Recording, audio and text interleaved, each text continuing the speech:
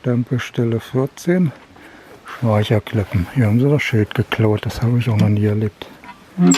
Stempel ist da und weißes Tuch ist auch da. Und hier sind diese Schnarcherklippen. Hier war sogar eine Gruppe, die hatte ihren eigenen Sherpa mit dabei. Das sah aus, als ob er gerade vom Kilimanjaro runterkam.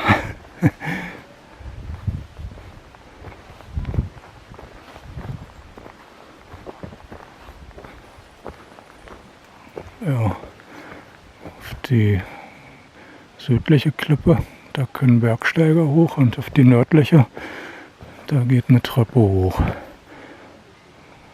Ja, ich habe natürlich meinen Kompass vergessen, habe ich jahrzehntelang im Rucksack mit mir rumgeschleppt, weil ich immer an der Schnarcherklippe Goethes magnetische Anomalie mal überprüfen wollte. Na, habe ich ihn nicht dabei.